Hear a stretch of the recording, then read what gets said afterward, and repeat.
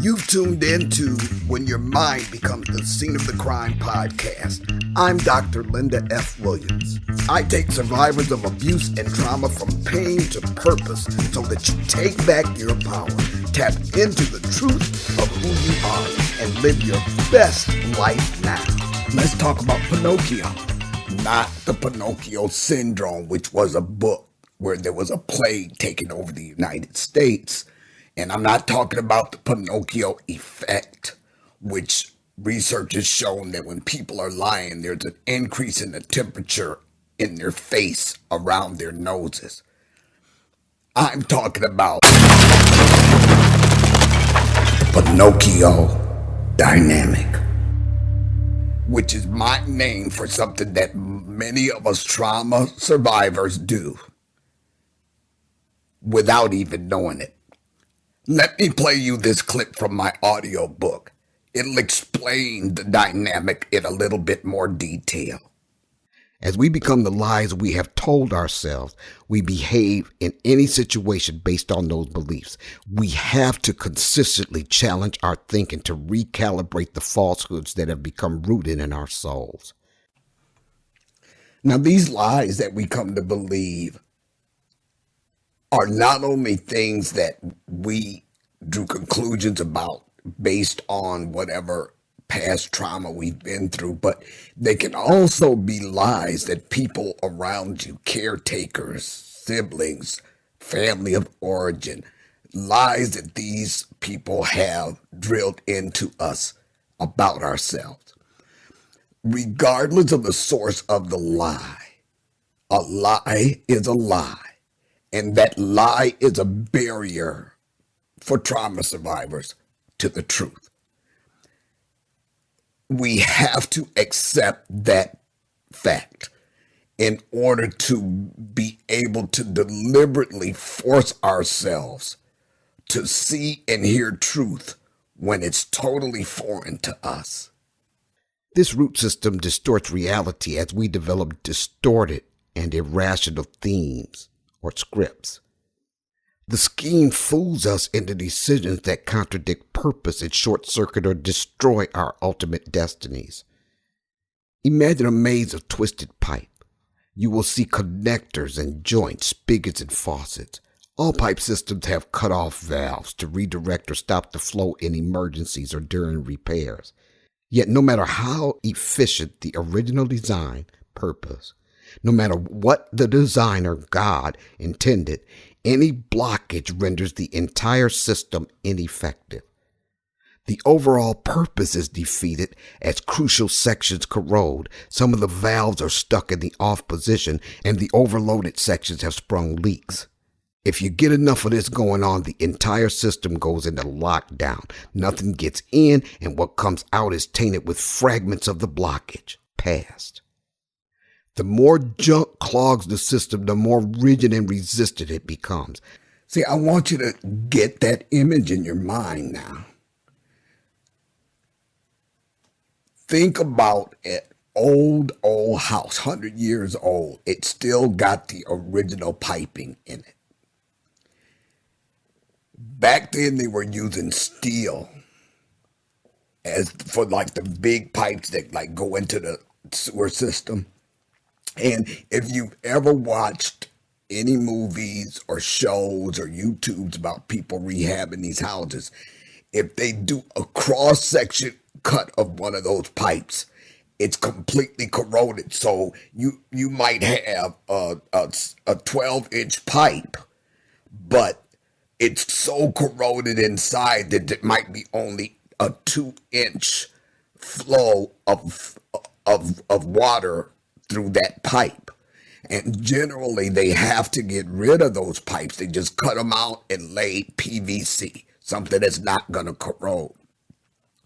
And when you consider this pipe system that's corroded like that, or even having a hard blockage like the minerals and the rust, then you can get a good picture of how it's difficult for us trauma survivors to be able to fight our way through the past. The past is anything that you suffered trauma-wise or any lies you came to believe about yourself, and anything that blocks you from seeing the absolute truth about any situation. I've done many videos about how our minds get blocked by this trauma.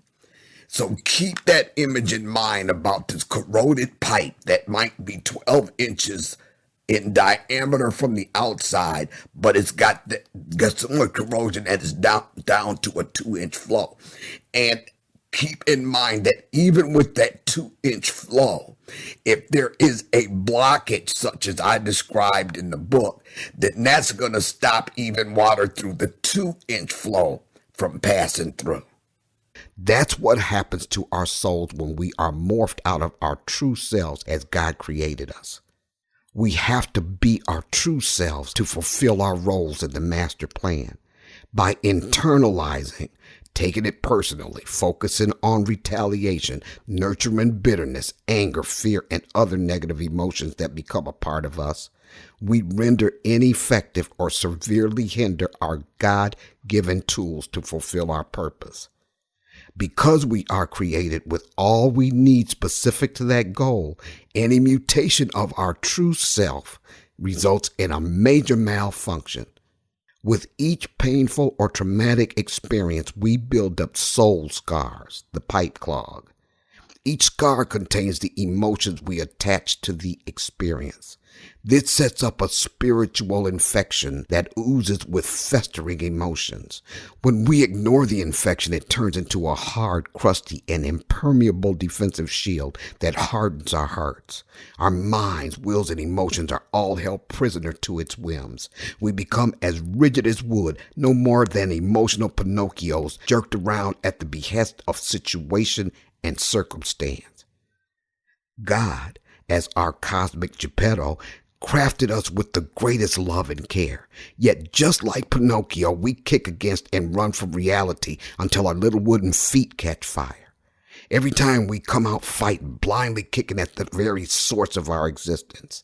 Yet, being the loving creator he is, God replaces them with lovingly crafted feet with which we again run away every time anything remotely challenges our irrational perceptions. Our every move is controlled by a set of well-concocted lies as we trip over our Pinocchio noses, reacting as if trapped in an endless and repetitive script. It's a psychological Groundhog's Day where we repeat the same scenes with the same ending, never thinking to rewrite the script. We become our own self-fulfilling prophecies as subconscious fear produces more of the same things from which we are fooled into thinking we are protecting ourselves. Better said, deep down we expect more of the same. We act that way, and then when that harvest slaps us in the face, we holler, "I told you so," never realizing our actions perpetuated the negative outcome. There it is. There it is. I have called this in previous videos the subconscious expectations. I also have a video right here that talks about what to do when the truth is a non-starter. It explains why it's so important for us to fight against the Pinocchio dynamic in our lives. We will tend to run from truth, the very truth that will set us free. We are running from it, just like Pinocchio did. He wanted to be a human being.